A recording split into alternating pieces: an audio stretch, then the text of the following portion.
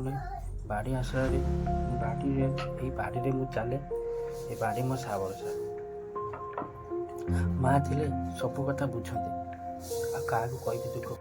Hello I ନମସ୍ତେ, କେମିତି ଅଛ ସମସ୍ତେ? ଜଗନ୍ନାଥର ଆଶୀର୍ବାଦରୁ ଆପଣ ଭଲରେ ଥିବେ ସମସ୍ତେ। ଫ୍ରେଣ୍ଡସ୍ ମାନେ, ମୋର କିଛି ବିଷୟରେ ଆପଣଙ୍କୁ ଜଣାଉଛି। ଯେତେବେଳେ ମୋର +3 ହେଇଥିଲା, ସେତେବେଳେ ମୋ ମା' ମୋତେ ଛାଡ଼ି ଚାଲି ଯାଇଥିଲେ। ସେତେବେଳେ 2020 ମସିହା ହେଇଥାଏ। ସେତେବେଳେ ମୁଁ +3 ଫାର୍ଷ୍ଟ ଇୟର୍ ସେକେଣ୍ଡ ଇୟର୍ ହୋଇଥାଏ।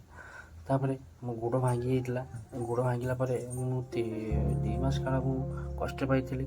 ପଲିଟେକ୍ନିକ୍ ବାଲେଶ୍ୱରରେ ମୁଁ ସିଭିଲ୍ ଇଞ୍ଜିନିୟରିଂ କରିଥିଲି, ଡିଗ୍ରୀ କମ୍ପ୍ଲିଟ୍ ଅଛି। ଆଉ 2024 ମସିହାରେ ମୋର pass out government polytechnic Baleshwar. ଘରକୁ ଆସିଲି, ମୁଁ ବହୁତ ଖୁସିରେ ଥିଲି। ଜାଣିନଥିଲି ମୋ ସହିତ ଏମିତି ହେବ ବୋଲି। କାହିଁକିନା ଯେତେବେଳେ ମୁଁ ଆସିଲି ଘରକୁ, ମୁଁ ବହୁତ ଖୁସି ଥିଲି। ଭାବିଲି ଘରେ ଯିବି, ମାସେ ରହିବି, ତାପରେ ମୁଁ ପାଠ ପଢ଼ିବା ପାଇଁ ପୁଣି ବାହାରିବି। ଅକାଳ ବଶତଃ ଜୁନ୍ 1 ତାରିଖ ଦିନ ରାତି 12ଟାରେ ମୋ ଗୋଡ଼ ପୁଣି ଆଉ ଥରେ ଭାଙ୍ଗିଗଲା। ମା' ଗଲା ପରେ ମୋର 2 ଥର ଗୋଡ଼ ଭାଙ୍ଗିଲା। କାହିଁକିନା ମୁଁ ଜାଣିନଥିଲି ମୋ ଗୋଡ଼ ଭାଙ୍ଗିନି ଏତେ ଅବସ୍ଥା ହେବ ବୋଲି। ମା' ଯେତେବେଳେ ଗଲେ, ବହୁତ ମୋ ମା' କଥା ମନେ ପଡ଼େ। ମା' ମୋତେ ଖୁଆଇ ଦିଅନ୍ତି। ଆଜିକି ଜୁନ୍ ପାଖରୁ ଏତେ ପର୍ଯ୍ୟନ୍ତ ମୋ ଗୋଡ଼ ଭଲ ହେଇନାହିଁ। କାରଣ ଗୋଡ଼ ଏତେ ବଥା କରୁଛି ଚାଲିଲାକୁ ଯେ ଚାଲିପାରୁନାହିଁ। ବାଡ଼ି ଆଶ୍ରୟରେ ଏଇ ବାଡ଼ିରେ ମୁଁ ଚାଲେ। ଏ ବାଡ଼ି ମୋ ସାବରସା। ମା' ଥିଲେ ସବୁ କଥା ବୁଝନ୍ତି, ଆଉ କାହାକୁ କହିବି ଦୁଃଖ କଥା। ଆପଣମାନଙ୍କୁ ସବୁ ସେୟାର କରୁଛି।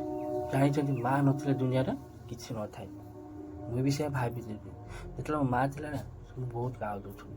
ଏବେ ବର୍ତ୍ତମାନ ମା' ନାହିଁ, ମୁଁ ଅନାଥ ହେଇଯାଇଛି। ମୋ ଜୀବନରେ ଏମିତି ଘଟିବ ବୋଲି ମୁଁ କେବେ ଭାବିନଥିଲି। କାହିଁକିନା ମୋ ମା' ଯେତେବେଳେ ବାରମ୍ବାର କହୁଥିଲେ ଛୁଆ ମରିଯିବି। ଯେତେବେଳେ ମୁଁ କଲେଜରେ ଆସେ, ମୋ ମା' କହୁଛି ଛୁଆ ମୁଁ ମରିଯିବି। ହେଇଥିପାଇଁ ମୁଁ ଲାଷ୍ଟରେ କହୁଛି ମା' ମୁଁ ଏମିତି କଥା କହୁନାହିଁ। କାହିଁକିନା ମା'କୁ ବହୁତ ଭଲ ପାଉଥିଲି। ମା' ସେଟା ବୁଝିଲେ ପଢ଼ିବି କେମିତି, ଟିକେ ମୋତେ ନେଇଯିବ। ଆଜିକାଲି ଦୁନିଆରେ କେହି କାହାରି ନୁହନ୍ତି। ଏଇଭଳି ଭାବରେ ଆଜି 8 ମାସ ହେଲାଣି ମୁଁ କଷ୍ଟ ପାଇଲି। ମୋ ସାଙ୍ଗସାଥି ବହୁତ ପାଠ ପଢ଼ୁଛନ୍ତି, କିନ୍ତୁ ମୁଁ ଘରେ ରହିକି ଘରେ ବସିଛି। ଏମିତି ଭଗବାନ ଡାକୁଛି, ଏମିତି କାହିଁକି ମୁଁ କଷ୍ଟ କରୁଛି, ସମସ୍ତେ ଖୁସିରେ ରହିଥାନ୍ତି। ମୁଁ ବି ଭଗବାନ ପାଖରୁ ଆଶୀର୍ବାଦ ମାଗୁଛି ଯେ ଭଲରେ ସମସ୍ତେ ଭଲରେ ରୁହନ୍ତୁ। କାହିଁକିନା ଦେଖ, ଆଜିକାଲି ଦୁନିଆରେ ଯେତେବେଳେ ସ୍ୱାର୍ଥଥିବ ଲୋକ ଆସିବେ, ସ୍ୱାର୍ଥନଥିବ ଲୋକ ଆସିବେ ନାହିଁ।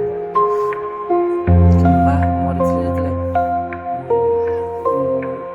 ଭାବିନଥିଲି ମୋ ମା' ମୋତେ ଛାଡ଼ି ଚାଲିଯିବ। କାହିଁକିନା ମାତ୍ର 47 ମାର୍କରେ ହେଇଥିଲା। ବିଶ୍ୱାସ କରୁନଥିଲି ମୋ ମା' ମୋତେ ଛାଡ଼ି ଚାଲିଯିବ ବୋଲି। ଭଗବାନଙ୍କର ସଂସାର ମାୟା, ଆସିବେ ଯଦି ଯିବେ ସେଠି। ଯଦି ଆପଣମାନଙ୍କୁ ମୋ ଭିଡ଼ିଓଟି ଭଲ ଲାଗିଲା, କିଛି ଭୁଲ ଥାଏ ମୋତେ କ୍ଷମା କରିଦେବେ ଛୋଟ ଭାଇ ହିସାବରେ। ଯଦି ଆପଣଙ୍କୁ ଫୁଲ୍ ସପୋର୍ଟ ମୋର ଦରକାର, ଆପଣ ସପୋର୍ଟ ହେଲା ମୁଁ କିଛି ନୁହେଁ। କାରଣ ମୁଁ ଫାର୍ଷ୍ଟ ଟାଇମ୍ ବ୍ଲଗ୍ କରୁଛି। ତାପରେ ଫାର୍ଷ୍ଟ ଟାଇମ୍ ବ୍ଲଗ୍ କରୁଛି, ମୋତେ ଡର ଲାଗୁଛି କ'ଣ କହିବି କି ନାହିଁ, ଭଲ ଲାଗିବ କି ନାହିଁ ଜାଣିନାହିଁ। ଯଦି ଭଲ ଲାଗିଲା ଦୟାକରି ଆପଣ ସବସ୍କ୍ରାଇବ୍, ଲାଇକ୍, ସେୟାର କରିବେ।